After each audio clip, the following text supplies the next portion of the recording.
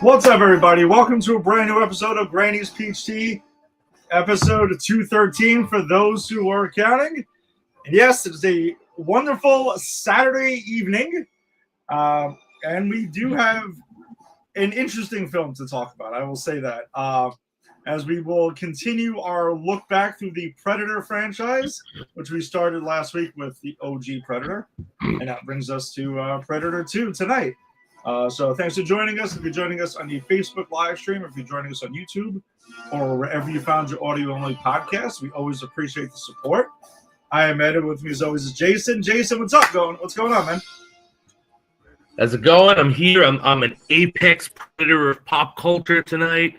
I got my three red dots zoomed on this movie. Look, there ain't no stopping what can't be stopped. We learned that tonight. We learned so much tonight. I got my Predator action figure here. He's saying hello. Hi. Nice. All right, so now I got a couple things to kill while you're on the show. I will take everyone into my newest old movie infatuation. So, old TV infatuation. So, as I might have said, I've been watching Bewitched and I Dream of Jeannie. My son has gotten into I Dream of Jeannie with me. He watches it with me. And then I was going to sleep the other night, and I was listening to. Sometimes I just listen to YouTube things that just talk about pop culture stuff. It helps me sleep, just hearing other people talk. And I found out that Larry Hagman, the guy who was the Tony Nelson in I Dream of Jeannie, also famous playing J.R. Ewing in Dallas, had a habit whenever he felt threatened on stage or threatened on the set, whenever he thought change was happening, he would get really drunk and pee all over the set. Wow. And I started to think, all right, why would one do this? And I posited that he had to have some form of traumatic abandonment in his childhood. I did a tiny bit of research, and I found, in fact, his parents were they didn't exist in his life. So I have bought, for $7, the Larry Hagman autobiography, because I want to know as much as I can about this man's childhood, because I want to figure out how one goes from being a child to being someone who gets really drunk and literally pees on their own territory. Like when they feel threatened. I'm curious about that connection. So these are the holes I go down. These are the deep dives that I live. You do your own little deep dives amongst the other deep dives that we do together. Exactly. I do them for no other reason. I texted my friend John Ross today about it. He went, yeah, that would make a great essay or paper. And I went, what are you talking about? I just want to know this stuff. I'm not going to do anything with this knowledge. Oh, man. Well, how was your Halloween, by the way? You and Finn went trick-or-treating and stuff and stuff like that? We did. My wife and I and my son we spent with Ginny and Tom, actually. Harmon's. We took Finn over there. We trick-or-treated around your neighborhood, Ed, in Glendale. You should have came by. We had a bunch of candy. Had the best costume ever. Reg was... Yeah, no, I know. I wish we got 3 blocks away, and then the kids started getting bored. Okay. Unfortunately. Okay. All right. But Reg, you would have loved Reg's costume. She was fucking Aunt Gladys from Weapons. She got the tracksuit, wow, and the hair, and the makeup, and the sweet. My wife is the queen of the obscure homemade costumes. Oh my god, I gotta check Facebook to see if I'm assuming she posted something about this. She posted, yeah. You gotta check it out. You will appreciate it because I think we got I hope someone last night got holy a picture shit of her. Yes, I can see it now. 3 kids. I don't know if we did, but I really hope we did. That's awesome. I just saw her costume right now. That's pretty great. You see it? Yeah, I just saw it now. That's pretty awesome. That is pretty awesome. And my son as Mystery Saja from Have you seen any of that ad, K-pop Demon Hunters? No, there's no chance. I don't even know what it is. I know, Yeah, I know it's in a movie theater. That's all I know. Here's the thing: you don't have kids. There's no reason you would have. That's it. Like you don't have kids of a certain age. Yeah, like, I guess. but kids are really into this right now. I've heard of and this. like it's like, yeah, it's but it's good. The thing is, it is actually outside of the kids loving it, it's very good and worth a watch. Right. But he went as one of the villains. So okay, nice. Yeah, you bud. Nice. How was your Halloween? It was cool, man. It was basically a week-long adventure. Like, we did a Halloween party last Saturday night, because I think I mentioned it when we did our show last week, where I ended up doing a neighbor across the street. She hosts a party every year, and they did it last Saturday. So that was where it kicked off. And Angie and I were Barbie and Ken. Beautiful.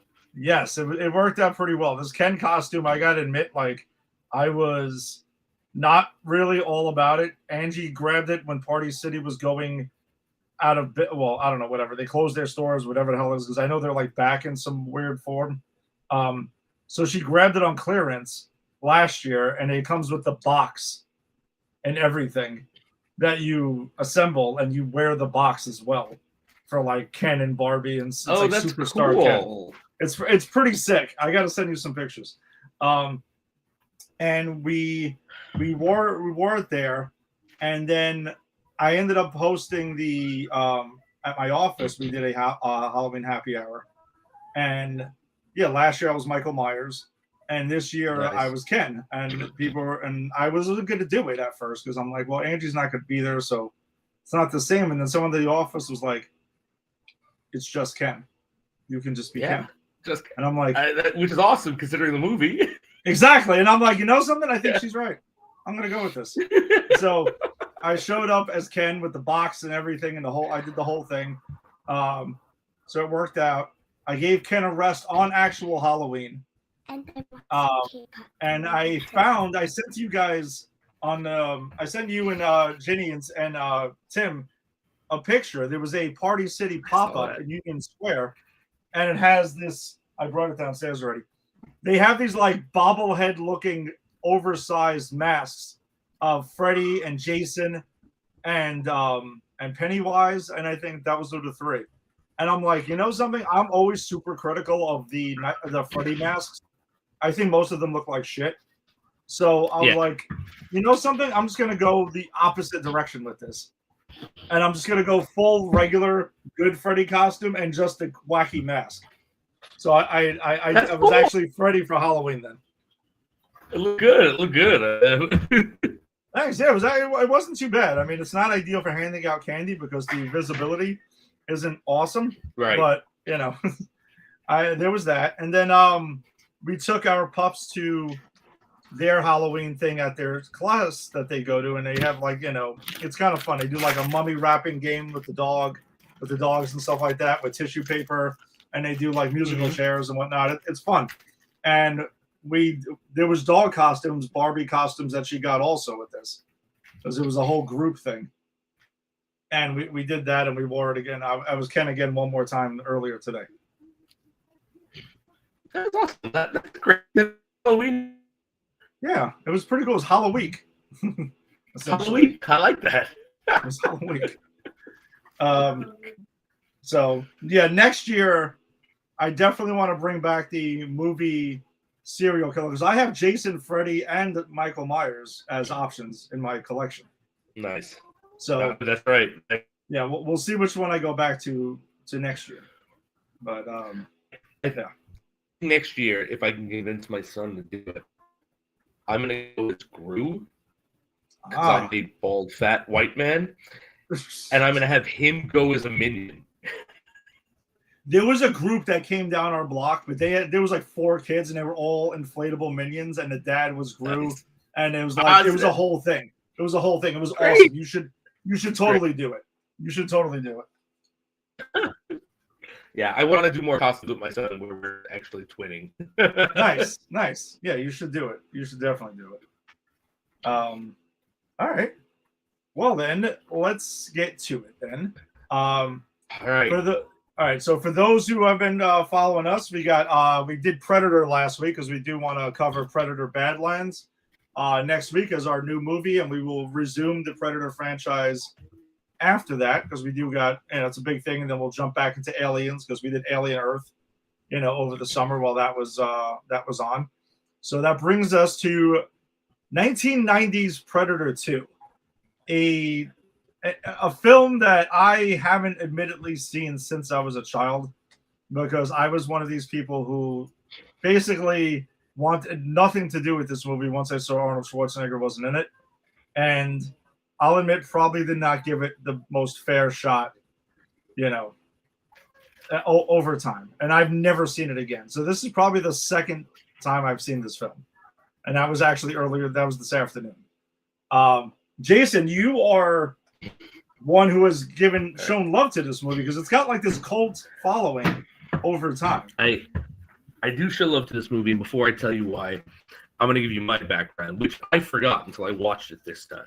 There was a moment in this movie that triggered a flashback, not a bad one, but a flashback to my childhood, where I went, oh, I get why I've seen this movie 100 times. Anyone who's listened to the show long enough knows that there was 3 magical years when I was a kid where my family was pirating cable and stealing cable. Yes, me too. Was part of that magical year when this came on pay-per-view. And so I have seen this movie 100 times because it was on a loop on pay-per-view when I was pirating cable. So I've seen this movie a lot. I remembered so many lines in this movie. And I'm gonna say this, Ed, because I get the sense you didn't like it, and that's okay. I'm gonna say this. On this rewatch, I realized it is a flawed movie, a problematic movie, and maybe as a film itself, not a good movie. But I think it is a great Predator movie, and without it, we don't have a franchise. So I will say this. I don't fully disagree with you on any of that. I think that I was intrigued by it. Again, because it's funny. I remember watching. I remember a lot of the beginning of the movie, and then I guess I must have tuned it out after a certain point. But I do remember the beginning of this movie. It was kind of coming back to me, and it was. It does a lot of world building for this franchise. Like I think you had hinted out last week.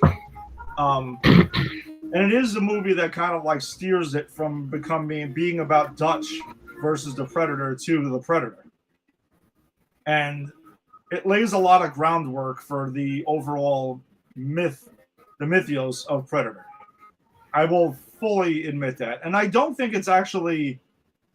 this movie has issues. I have issues with this movie. This movie has its own issues at times, and we'll get to 100%. We'll get to details in a second. But it's not the worst Predator sequel.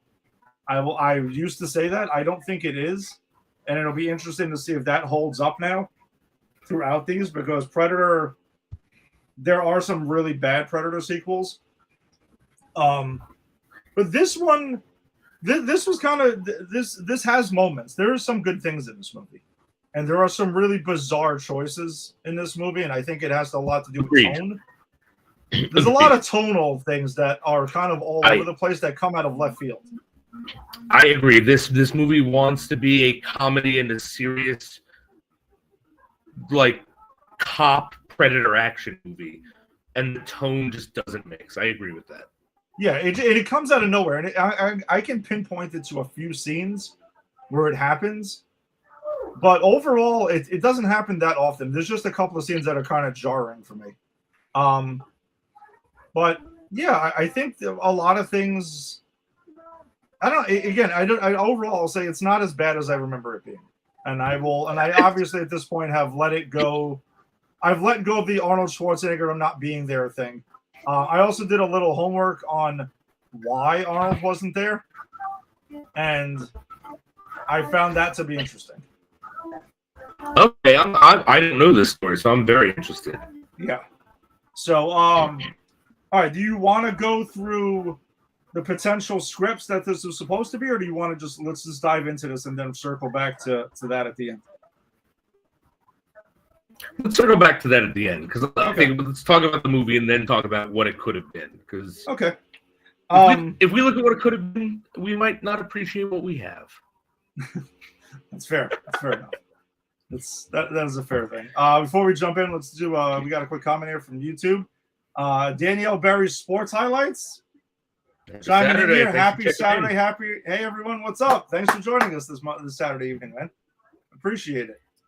All right, so the quick synopsis. Sorry, my son's put his Halloween costume on, his second Halloween costume, because he wanted to photobomb us. Sorry. You're scaring everyone, buddy. Scared me, bud. I didn't know you were coming. Anyway, we'll talk later. All right. Yeah, so pretty much the overall concept of the movie is it's 1997 LA that this takes place in, and LA's become this like war zone, slightly futuristic, and the cops are there. Then you got Danny Glover, who apparently is not too old for this shit at this point, is playing Lieutenant Mike Harrigan, and he's brought in to kind of like help stop the shit that's going on there, and he's kind of like the badass that's leading his kind of crew to kind of take this over. And then all of a sudden a predator shows up, and he gets in the middle of this gang war that's going on, and they're blaming a rival gang and stuff like that, with this drug cartel getting murdered, and basically hell's breaking loose. FBI is on the case. They're got their own thing because of course you got to have the local cops, and then the FBI is the one who can take over and show up whenever they feel like it and take over and have their own investigation. And of course it turns out they are following up on, they know what's up with the predator, and they're trying to get the technology to advance our own, because that seems to always be the thing, and yada yada. So there is that. To kind of go through some of the notes that I took, the coked up guy in the beginning of the gunfight was completely out of control. That guy was indicative of every 80s gangbanger villain in every action movie. Like this is a homage to the 80s action films. Yeah, and it's funny, I didn't, before I saw him like getting coked up, me and Andrew were watching it, and we're like, that guy is way too happy to be shooting two Uzis, and he's aimlessly like, ah, ah! Yeah. He's having the best time ever. And I'm like, I really hope there's something off with him, because this makes no sense. And of course, we find out the dude's like coked up, and he stops in the middle of like loading up to like do more lines of coke. Which I'm gonna say this, and I'm curious your thoughts on this, because you might disagree heavily, but I think that part of what this movie is doing, and this is part, but I also think this is part of the tone problem. I think part of what this movie is doing is trying to give us like a RoboCop type satire. I can see that. I think that at times and I think that's where the tone, something, I guess that's where the tonal issues come in with me, because unlike RoboCop, which came out 3 years earlier, like that movie did it much better.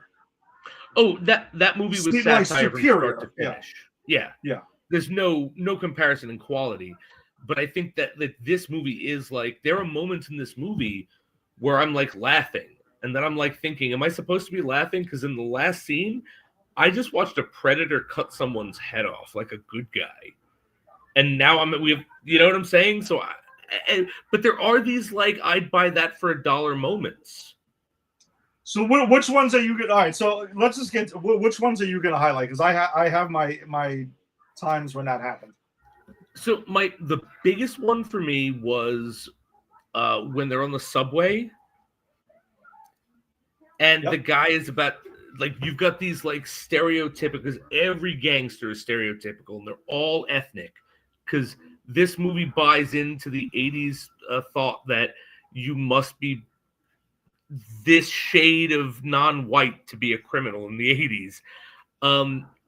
And they're fucking with this, they're screwing, messing. Sorry, my son's here, messing with this this nerd. I'm sorry, buddy, I won't say it again.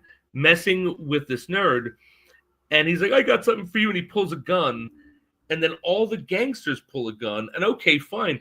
But then everyone on the car pulls a gun, and it's like, what? Yes.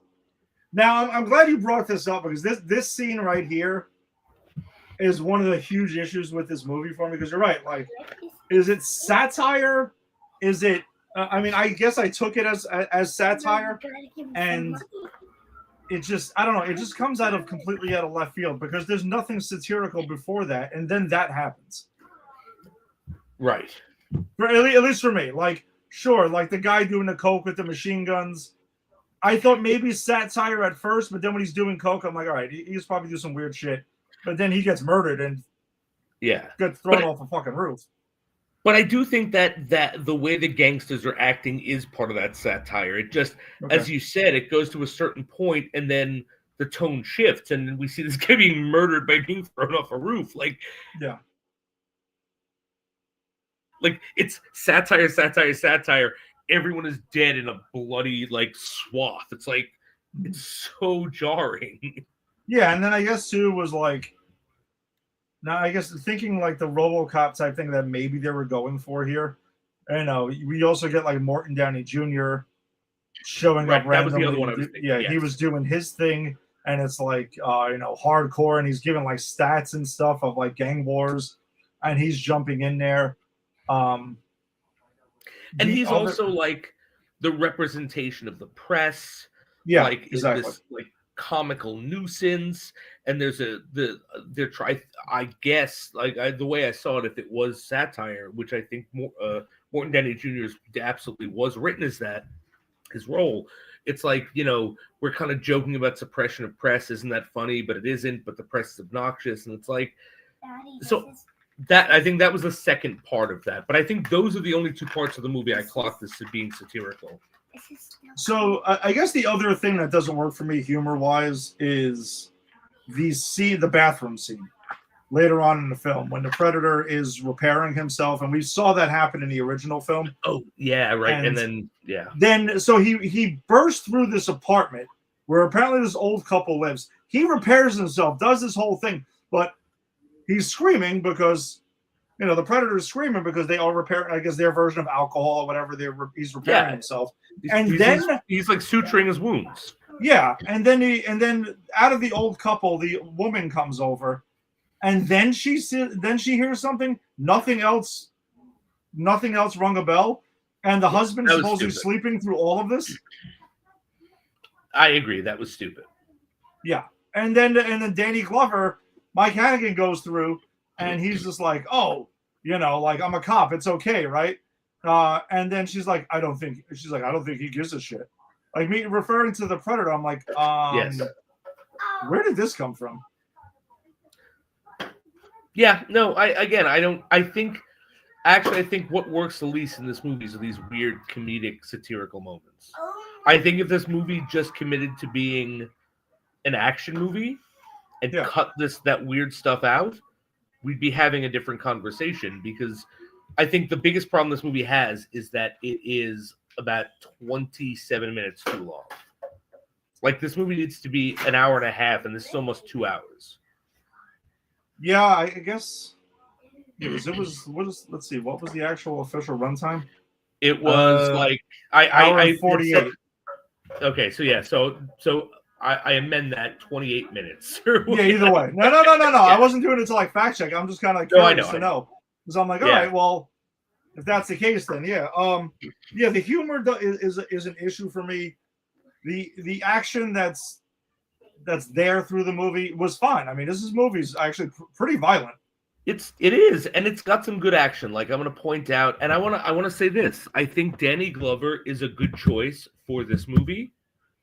I think that he is not your typical action like hero like Schwarzenegger is, but I think that's the point. This is the urban jungle. He's doing like a Riggs Murtaugh combination because it's like the super cop versus the predator. And I think he is a good choice for that. And I think he does a great job in this movie. And that the first thing that he does when like he wants to burst in and he gets the car and he rides the car down and comes out and starts shooting people, like that's great action. No, it is. There's a lot of cool like set pieces in this movie. And the violence here, I mean, apparently this movie was also originally given a rating of NC-17 at the time. I can see it. And it had to be, it took the studio forever to keep sending it back and cutting it down to get it down to an R, which is kind of wild. Like, I kind of want to see that version of this. I do too. That would get a hard PG-13 in these days. You don't know what it would be. I've always found that fascinating what you get in different eras, right? Absolutely. Whatever that is. So I guess I'll bring up one thing. You know who was up for Lieutenant Mike Harrigan before Danny Glover got the role? Who? I want you to take a legitimate guess. Think 80s action stars in the late 80s, early 90s. Obviously not Arnold. So let's just get him out of there. Is it Stallone? No. Oh, man. Now, to see them team up in a Predator sequel would have been... Okay. But I think they had their feud going on at the time, so... You're right. maybe You're not. right. Yeah. Is it Bruce Willis? No. Who is it? Steven Seagal. Oh, that would have been terrible. Oh, it sure would have been. Oh, no. Actually, it was terrible. It was called Marked for Death, where Steven Seagal fought the Jamaicans. That was terrible. That's what this would have been. No, yes, it was Marked for Death. You're right. Yeah. The screw face. That's right. Oh, my God. Yeah, right. You can see the elements in this, right? Because there's the one rival gang with King Willie's gang that does voodoo and stuff. So you can kind of see how, I can see a Marked for Death kind of situation there. But well, I'll tell you that Marked for Death came out around the same time. Yep. Also, same thing. It was on cable. When I was stealing cable, my family was stealing cable. I saw it a lot. I actually thought that one of my favorite lines in this movie was from Marked for Death. Because King Willie, I'm going to say this. King Willie is my favorite problematic, racist, like caricature character ever. Because he's all of those things. He's problematic. He's a racist caricature. I've met plenty of Jamaican men who don't put those affectations on. But I love the line, that ain't no stopping what can't be stopped. But I, for some reason, thought that was from Marked for Death until I watched it this time. And I thought it was referring to Steven Seagal. And now I'm like, oh, no. Okay, good. Good also belongs to this Predator movie. Yeah, I get some stuff with King Willie too, by the way. So again, going to my notes, I got the coked up guy there. Then there was also there's this subplot of this crazy heat wave that goes on throughout this film. So weird. And I don't know why that's a thing. And I don't know why anyone doesn't have a working air conditioner in 1997 LA. And it's very bizarre because everyone clearly is really sweaty throughout the film. And they make an emphasis on it. And I just think that was really strange. No, that is in the future 1997, by the way. Let's say that. It was the distant future of 1997. The heat wave was so bad that no one had air conditioner. All the air conditioners got zapped out by the Predator. There's also a very bizarre thing when we meet King Willie's gang for the first time, where there's this bizarre sex scene that's taking place. Oh my God. Oh, so, all right, I need to tell the story because I was trying to watch this the other night. Finn was sleeping in the bed next to me. And he would like watch some things and turn around. And I knew I couldn't watch Predator 2 because of the violence, right? Yeah. But I would I'd watch it for a bit, and then he'd turn his head, and he'd like, "What are you watching?" And I'd go to Tubi, and I'd put on some stupid show I was watching there, and then eventually, no, it's not. And then he fell asleep, and I put on Predator 2, and that sex scene happened. Yeah. And I was like, "Oh my! I forgot this is here. This is intensely graphic for this movie." And I am so happy that Finn did not accidentally see this. Oh, it definitely was on the table for it to happen because it happens, and the way it's presented is just weird because, like, it definitely seems like she's almost being possessed. And then when King Willie's gang breaks in the door, it doesn't stop. The sex doesn't stop. It keeps going until, like, they actually take her off and that, which I thought was really fucking bizarre. Look, there ain't no stopping what can't be stopped. I mean, I guess, right? It's a theme throughout the film. Yeah, I guess so. That's the film's like thesis statement. Another great thing to see was, you know, the classic, the legend Bill Paxton is in this film, and he is. You know, he's a younger cop that's in this movie, and he keeps on. He's the guy who tells these running jokes, and it basically kind of felt like it was what's his face's character from Shane Black. Yeah, Shane Black's character from the first one. That's what I thought exactly. Yeah, all right. So we were on the same page with that. I'm like, all right, that's kind of funny that they kept that. But I kind of like that they tailored him as if he'd be like kind of a sleazy cop. Like, I loved his running joke of, "Oh, that's my specialty." Yeah, like, exactly. Real fun, like that was. Bill Paxton's good in this movie, and then we do get him eventually murdered by the Predator, and that links that whole thing that is suspicious because I will challenge it on the Terminator part of being the only actor to be killed by a Terminator, a Predator, and an alien. Because I don't think his character actually dies in Terminator. Okay, they don't actually show him die. Maybe we need to add the Terminator movies to the mix. Why and not? Evaluate the Bill Paxton like legacy. Bill Paxton legacy is a great one. It also is interesting that the actor choices are a lot of actors who are linked around the time to Arnold Schwarzenegger, but Arnold Schwarzenegger is not in this film. It's a sequel to one of his films. Mm. You know, we get Bill Paxton here. You get Maria Conchata Alonso, who's also in it. Right. She was in The Running Man and Total Recall. Yeah. Who else? Is there anyone else? Who was the other one that was in it? The other big name, 80s name that was in it. Besides the FBI agent. Oh, Gary Busey? Gary Busey. I forgot Gary Busey was in this movie, and he is what triggered my flashback. I'm sure Gary Busey triggers a lot of flashbacks. That's the thing. Like, usually bad ones. Mine was a positive one.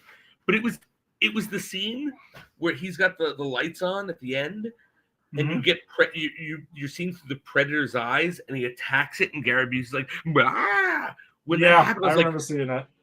I was like, that was in the commercial. I've seen this movie 100 times. I understand why I love this movie now. We also get Robert Davi in this briefly, who was also in License to Kill at the time. He's the villain in License to Kill. So, and he's also in Die Hard and stuff like that. So another actor that's beloved in this. There was some interesting roles. Ruben Blades is in this film as well. Yep. Kent McCord, who not a lot of people know anymore, but he was a Battlestar Galactica, like the original show alum. He was like a 60s, 70s sci-fi staple. And he also played the dad of the main character in my favorite show of all time, Farscape, which no one has ever seen. But seeing him, like, actually, he was the captain who, like, would come down on Murtaugh, not Murtaugh, but Danny Glover, and then also support him. That was that character. Oh, I was going to say, though, because Steve Kahan, who is the captain in the Lethal Weapon films, he has a cameo in this earlier in the film. He does. Which I thought was awesome. That was a pretty awesome Easter egg. Yeah, and I think it's clear that Danny Glover got this role because of his work in Lethal Weapon. I think they were going for like a super cop from Lethal Weapon type character. Yeah, no, and I think for his character, I have no issue. Danny Glover's good in this movie. I have no issues with him whatsoever. It's really the writing of this movie that I think is the problem for me.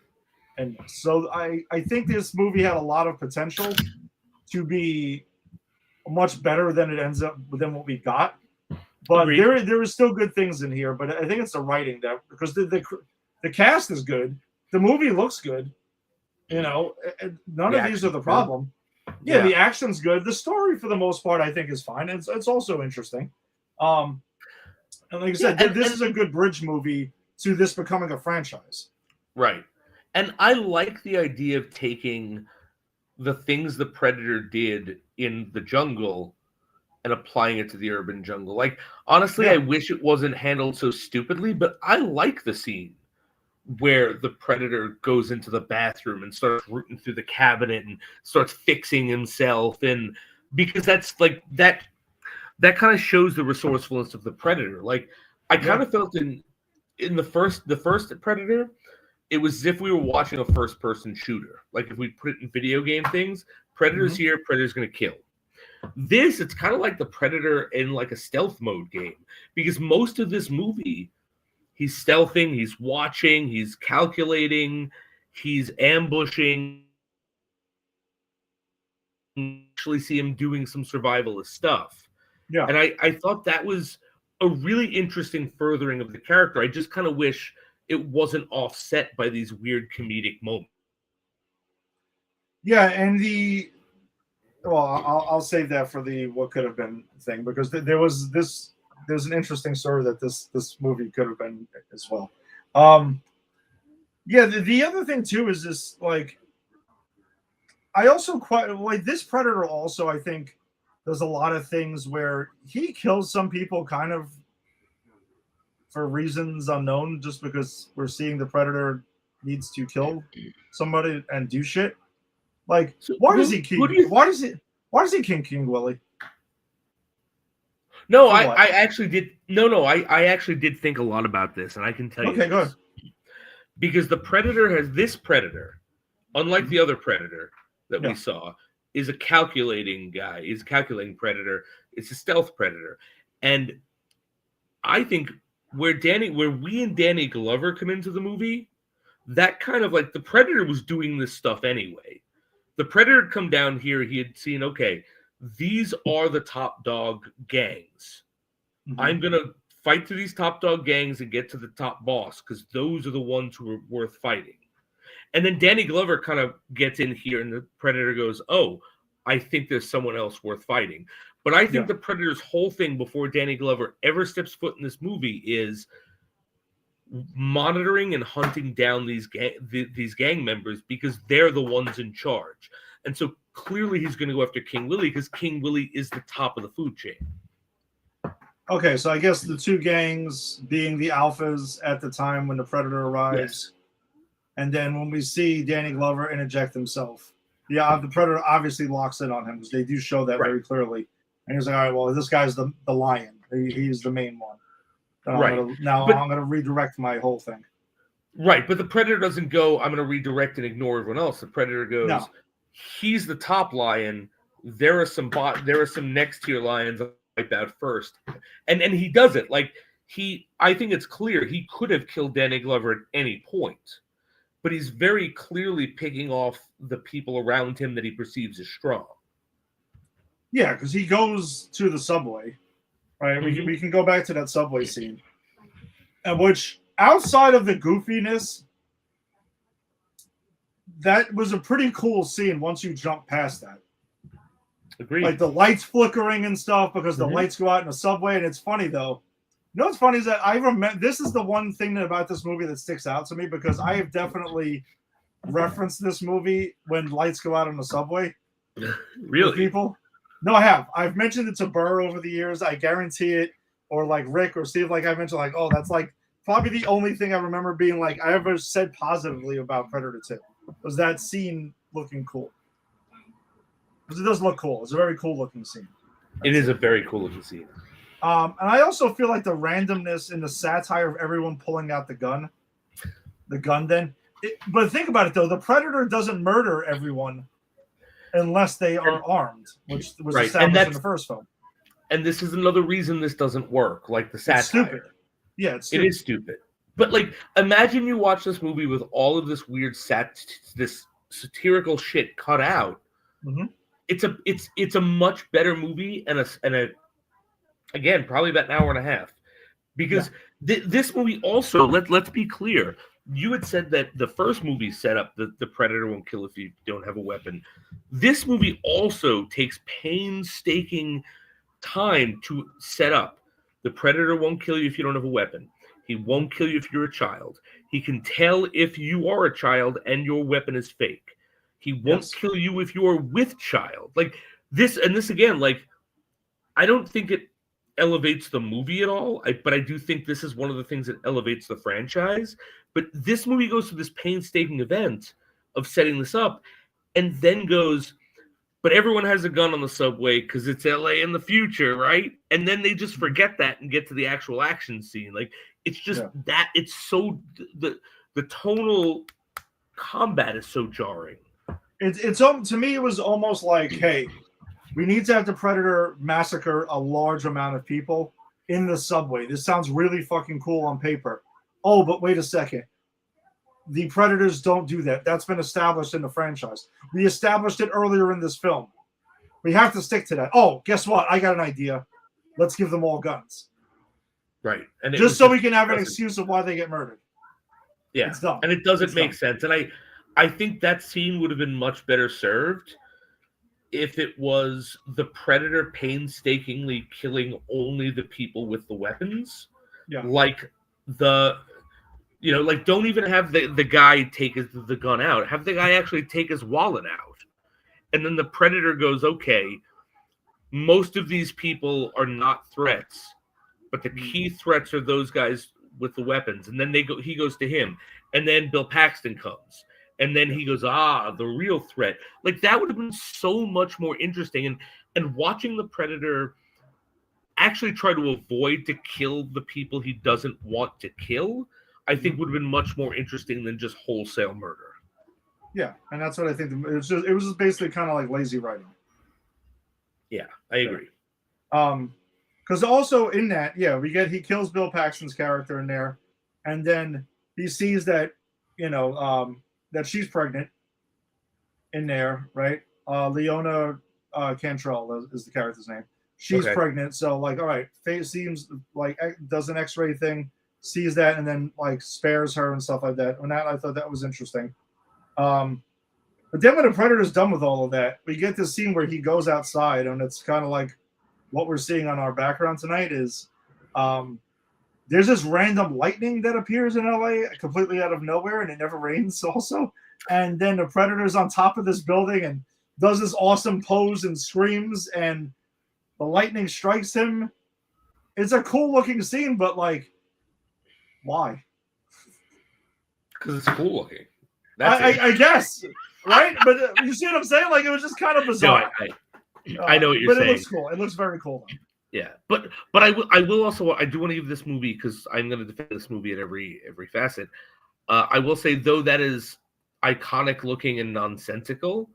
Yes, I think the most iconic thing in this film, like visual wise, makes complete sense, and that's the Predator, like, kind of on the statue, like on the tall building looking out. Like, I think we've seen that in DC Comics, like, yes, that rendering. Like, so this movie is, as much as some of it doesn't make sense, it is added to the visual rhetoric of this franchise. Jason, I am fully on board with your take on that, though. Like, this movie does a lot for the franchise. It's weird because it's a movie that is, we're in agreeing that it's not a good movie. But no, it does problematic. It does a lot of things to further this, from awesome classic Schwarzenegger one-off to oh, we have a franchise that surrounds the actual predator Right. and the species, which is cool. Like that is a thing. That's fine. Then we get Gary Busey. Oh, go ahead. No, but I think my big thing is I think you couldn't have it both ways. Like I think this could be a good movie, but you would have to sacrifice the Predator world building we get. Like there's that scene, which I actually love this scene, but it adds nothing to the movie, but it adds to the franchise where the Predator I think maybe it's even Bill Paxton's skull. It's someone's skull. And he's like cleaning it and washing it out and putting it in his like collection. And I'm like, that's cool world building. But that's like 5 minutes that could have been taken out of this movie. So I think that's the weird thing I want to point out about the movie is what makes it a good franchise movie, I think makes it not a great movie. I don't know. I think you could have fixed the issues that both of us seem to have with this film and just make this a really cool action film and world build at the same time. I think that the issues with this movie could have been fixed fairly easily. Okay. I think it was, again, just poor writing. And honestly, too, though, it's the same writers as the original film. They brought back the original writing team for this. Okay. But which I can see there are parallels. I can see that, but then there are points where I'm really surprised that it's them. No, we get Joel Silver back as producer. We get the same writing team. Alan Silvestri's doing the score again, which you can tell even what we opened with. Yeah. I mean, it is a play on the original score. And that did sound great, though. Alan Silvestri, I think, kills it every time. Yeah, he's great. He's awesome. So they kept a lot of things intact, for this film to make it definitely feel like, a Predator film. So then Gary Busey's FBI agent shows up and stuff, and they get Harrigan in there. They give him the exposition dump. They acknowledge the first film. Right, they get what's there. They understand. They explain to you why they have the knowledge that they have, because apparently Dutch and the other survivor, there was a, there was a interview that they've had with them. There was a debrief that they had, and they gave up some information, and that's why now of course the U.S. government would be all over this. Now, there is something I wanted to get your take on this though. Mm-hmm. Because at the time of this film, in 1990, this and Aliens were not officially official, even though it happens in this movie, which is why I think I feel a certain way about this. They were not connected officially yet. Even though in this film we get the Easter egg of the xenomorph skull in this Predator. This Predator has murdered a xenomorph and has a trophy of its skull, right? Yes. Telling you very clearly that this takes place in the same universe as Aliens, right? So they are one. They were both 20th Century Fox, right? So everything was, copacetic there with that. What do you think of, just would have been like, hey, Gary Busey works for Weyland-Yutani. I think that would have been awesome, actually. Right? I do. I just don't think that the movies as franchises were ready for that. Like, I don't think anyone was thinking when they were making these movies, like, clearly this needs to be a shared universe. Like, I think the Easter egg was just meant to be kind of like a, remember that movie? Yeah. Right? The same way in Star Wars, right? What's that Star Wars movie that is the Council of ETs in the original trilogy, not in the prequels? Yes. Right? And it's like, the movie isn't trying to say that ETs will come and be a big thing in the Star Wars universe. It's just kind of saying, it's fun. It's a big world. And I think that is what this meant to be. But I think if they had just said Weyland-Yutani, that's all. That's awesome. All I wanted. I think it would have been awesome. I don't think they knew what they were setting up themselves. That's why it didn't happen. No, I'm not dinging the movie for it at all. It crossed my mind, and of course now it's different. Fantastic.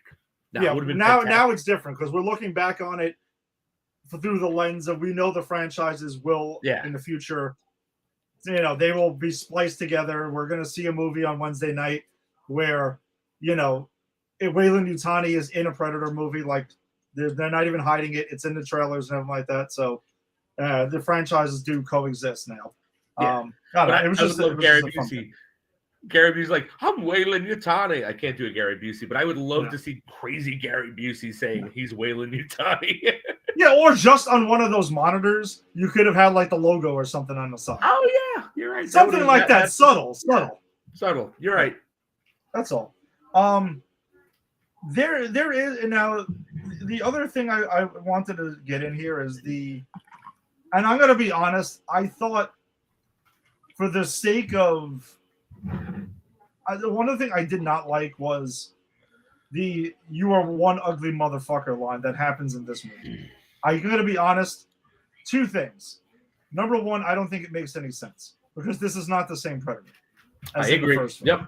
And number two is like that Predator died. There's no way that Predator spoke to this one and told him what happened with Dutch, because they do have a callback to the first movie where Mike Harrigan takes the mask off and he's face to face with this Predator. And he's like, "You are one ugly," and then he grabs him by the throat, and the Predator says, "Motherfucker." Where did this Predator learn this from? I'm sure he heard "motherfucker" fine across the streets of LA that he's been watching and stuff like that. Fine, but we all know what was going on there. To me, it was telling the audience, reminding the audience, hey, Arnold's not here. The first movie, I just thought it was a stupid choice. Yeah, I agree. I get why they did it. They wanted to have that was one of the lines that resonated. Yes. They wanted to have it. I agree. I think it was stupid. Because you're right, it doesn't make sense. It's a completely different Predator, acts in a very different way. He wouldn't have that knowledge or any of that. But I will say this, though. I think the upping of what Danny Glover calls him, and I can't say it because my son's here. Yes. But it's a face. Yes, okay, yes. It's a particular kind of face, I can say he can't hear me, right? Yeah, he can't hear you. Oh, he calls him a pussy face. Right. And I think that's the line of the movie. Yes. That's the line. Like, you don't need, it actually would have been funny if he would have been like, "You are one," and the Predator said somebody would face. You know what I mean? Yeah. I don't maybe even have a play on it or something. But you're right. It doesn't make sense for the Predator to know that. It makes no sense. Yeah. It's just kind of, it's another thing that was just dumb. And again, to me, it reminded people of Arnold's not here, and it's right. And you don't need to be reminded of that. No, you don't. You should have just kept doing your own thing and stick with a lot of things that worked.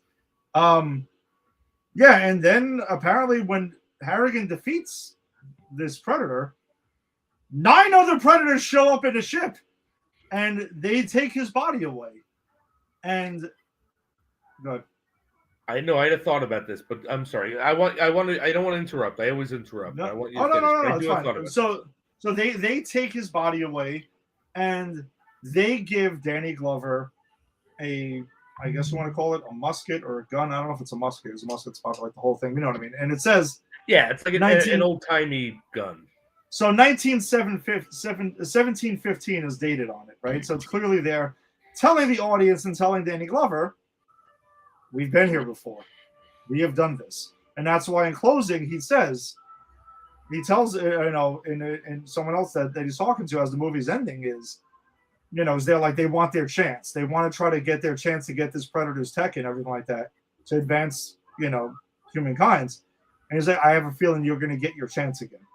And this movie clearly establishing that the Predator comes back, and different Predators come, and they will face off against different, lions or adversaries are here. So a thing you don't know though is the gun that's given to Harrigan is from Prey.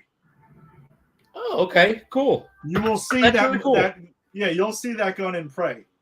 All right. Which was a fun callback to Predator 2 that they had in Prey. All right, that's cool. I'm excited to see that then. Yeah. So I'm sorry, you were going to say about the Predators? Yeah. So what I realized about this Predator, right? Because Danny Glover has a great line.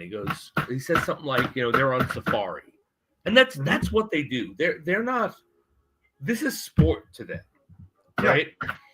And so what I really enjoyed was thinking about when this Predator had all these Predators come out to get his body and reward Danny Glover, as opposed to the last Predator who was by himself and just detonated himself. Which he was trying to do, by the way. We didn't even talk about that. When he looked like he was defeated on the rooftop, he was going to do it.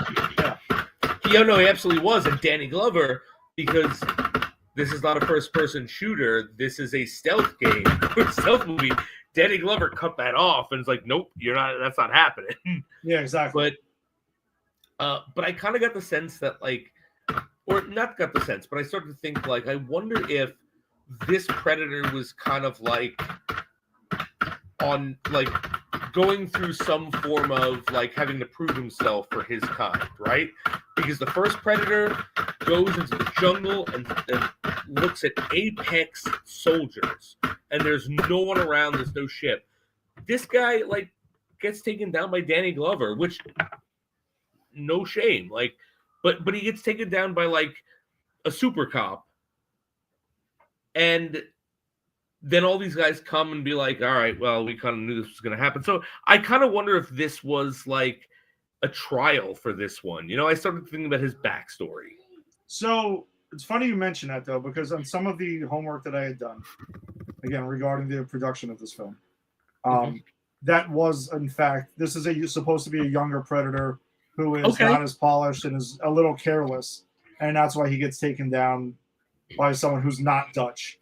And, you know, and doing this whole thing. So you clocked it perfectly, and the intentions of the writers of the film. Which is actually pretty awesome, because it means they were, because I didn't read up on that. No. But that means that could you stop, please? That means that the writers were really doing a good job in that aspect, because that's completely what I thought. Yeah. So, all right, so I another thing I wanted to mention to you with this is, so John McTiernan did not direct this film, and Stephen Hopkins was brought in to direct this film.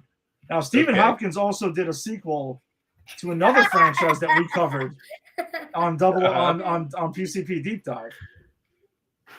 Oh, which one? Do you want to take a guess?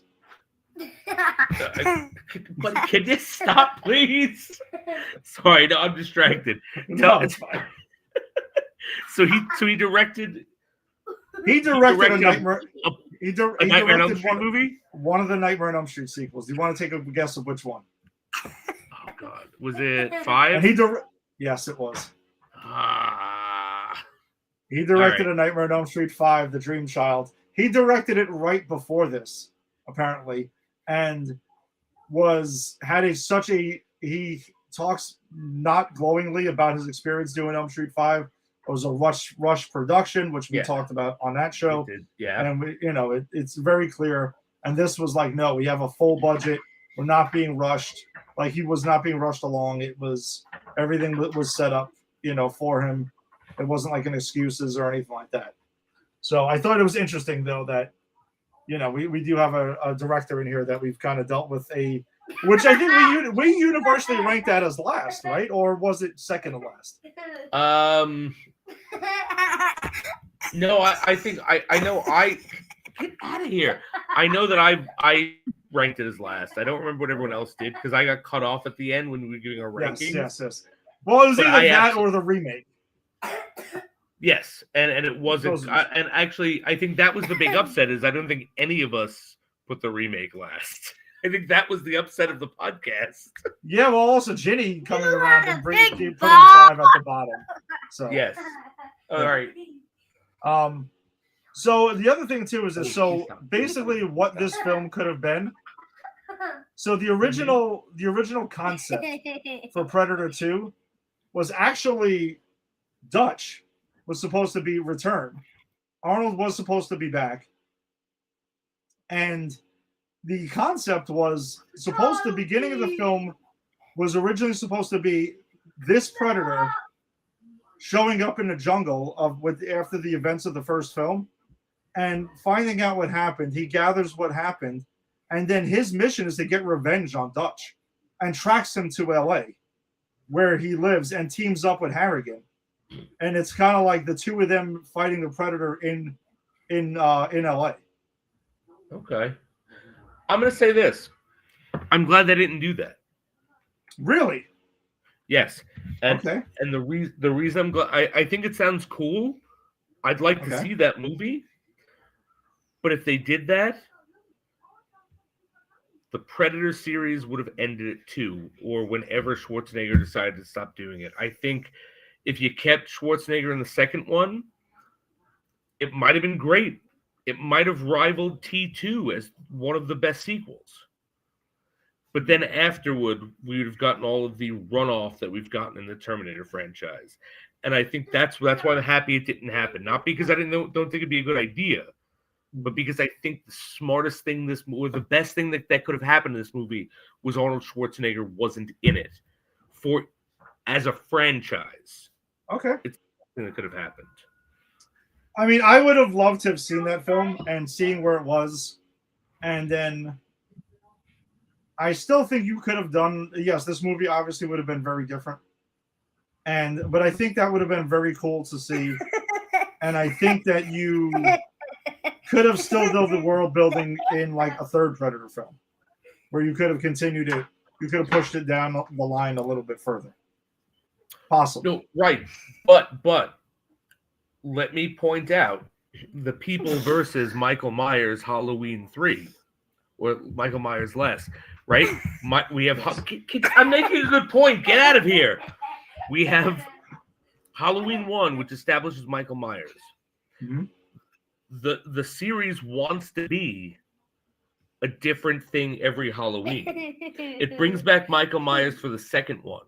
In the third one, everyone thinks it's the worst thing that ever happened because there's no Michael Myers. Now let's apply that to Predator. Predator 1, you have Dutch. Predator 2, you have Dutch. Predator 3, you start to try to world build and make it a franchise. Everyone is angry there's no Dutch. All right. It could have went down that route. And not to go off on a side tangent, because I did rewatch part of Halloween 3 yesterday because it was on. Great movie. Great movie. I will never say that. I Shining Star. No, I can't get on board. That's my performance. Get out of here with your performance. But you based on what you're saying there, I can agree with you that yes, it would have really pissed everyone off, and I don't know, it could have went down a different route. But I would have loved to see Dutch and Harrigan team up. It would have been cool. But yeah. Would have been cool as a movie for sure. And we will see going forward the Predator sequels on how they fared with that, because currently I will state, and I'm not talking about Badlands, the other Predator sequels are a mixed bag. Still, okay, they still remain as a mixed bag. I remember liking Predators, which is the one we'll cover in 2 weeks. And I'll say this: I have seen no Predator movie after this, with the exception of AVP, Aliens vs. Predators. That's the only. I was out of Predators after this, so everything we do from now on, it's new to me. All right, so we can revisit this conversation then about the Dutch Harrigan Predator 2 and see if we still feel the same way. We can, but my point is that it's good for the franchise. He wasn't not. No, I agree. Yeah, and I also do think that there was also another report out there that another concept for Predator 2 was placed in World War II. And it was like basically both sides teaming up to fight Predators. Can we make that movie now? Actually, that sounds awesome. It would have been the unifying. It would have been the unifying as a Predator came down. I would love to see that movie. And regarding Schwarzenegger not returning, apparently there was multiple reports of why he did not return, and apparently one of the reports is, of course, would you'd have guessed it, would have been salary, that they did not want to give him a $250,000 raise, and he was like not budging on it. The studio wasn't budging on it, and eventually he walked away from it. And then the other thing is apparently James Cameron talked Arnold out of doing this film because T2 came out right after this. and he wanted the T2 to be the first sequel he did, and not Predator 2. Oh, so many Ed. There's I a said it lot of before, too. elements here. I'm going to say it seriously. Maybe we need to add the Terminator movies to this rewatch. You don't have to twist my arm for it, because that's another All right. very fascinating franchise. Absolutely, It's and Terminator. a franchise that shows up in comics, so it's in our purview.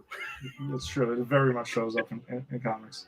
So yeah, and those were the reasons why Arnold apparently did not return for Predator 2. Okay. And again, if the choices were a Predator 2 or a Terminator 2 Judgment Day, then he made the right thing choice. happened. The right thing happened. That's right. Because I think we talked about it like last week or 2 weeks ago. Like, in my opinion, T2 is top 5 best sequels ever. Absolutely. And I say If not one. it's absolutely up there.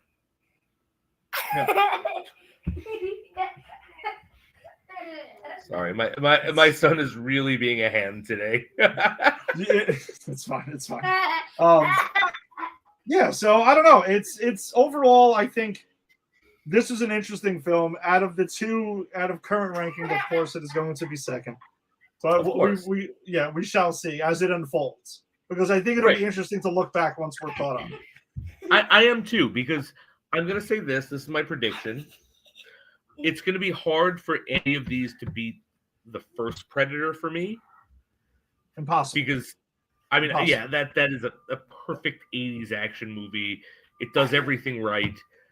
I'm going to predict that how many of these Predator movies are there? 5 or 6? So not counting Alien versus Predator. Well, we got 1, 2. We got Predators. We got The Predator, Prey, and Alien Badlands. Predator Badlands is the 6th. So there are 6 Predator proper films. We know the AVP movies. There's 2 of them. Right. Okay. I'm going to say that this one is going to wind up being 3rd or 4th. That's my prediction. Okay. It's not going to be first. Nothing. I don't think anything's going to be first to beat the Arnold movie. Yeah. I can't say what's going to happen with this one. I've heard some of these were really good, but I think, in my opinion, this is going to be 3rd or 4th. Yeah, I will. Right off the top of my head, I remember Predators being better than this. Prey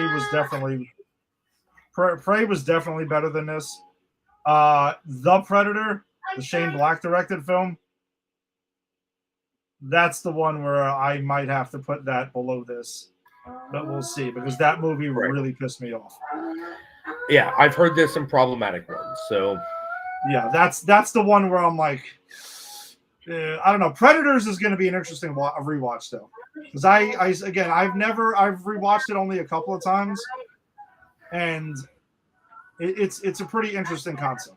So, but I'm stoked for Predator Badlands to see this on Wednesday. I am too. Very excited to see it. I don't think I've ever seen a Predator movie in the theater. So. Oh wow! Okay. Yeah. I think that Predator 2 is the only Predator. Well, I don't count Prey because Prey was never released in theaters. Oh, okay. Oh, was that straight to streaming? Remember that was straight to Hulu because it came out during the pandemic time, and apparently the studio made the choice to put it straight to Hulu. And people, after watching it, basically universally were like, "Dude, this new movie needed to be in the theater." Okay. So, yeah. So that's a good sign. Yeah. So the Predator 2 is the only Predator movie that was in the no, I didn't see the original Predator in theaters either. That was the VHS. Yeah, I actually did not get to see that. So it's that legit. All right. Is there anything on Predator 2 before we wrap this thing up? No, I'm gonna stand by that. I think it's a good movie. It's a good Predator movie. It's a great Predator movie. It's a fun movie with problems. You're blocking the and I am excited. Get out of here! I'm giving my last thoughts, and I am excited to see where this franchise goes after that. All right. Fair enough. All right, so I think that wraps it up for us then this evening. Thanks for joining us as always. If you joined us on the Facebook live stream, be sure to check out Rainy's Peach Tea's Facebook group where we share a bunch of fun trailers and stories and stuff like that do not make the show. So check us out there. Check out popculturepros.com and check them out on Facebook too, because that's who we are presented by. If you're checking us out on YouTube, subscribe to Pop Culture Pros and wherever you found your audio-only podcast. Jason and I will be back next week with a new film. We will be discussing Predator Badlands, which we are seeing actually Wednesday night in a slightly advanced screening. So that'll be fun to see. We'll be seeing that on IMAX. So you can go ahead and check us out there for that. It's gotten some great reviews and can't wait to see it. So in that case, we'll see you next week. Peace. Badlands, oh, the ticket.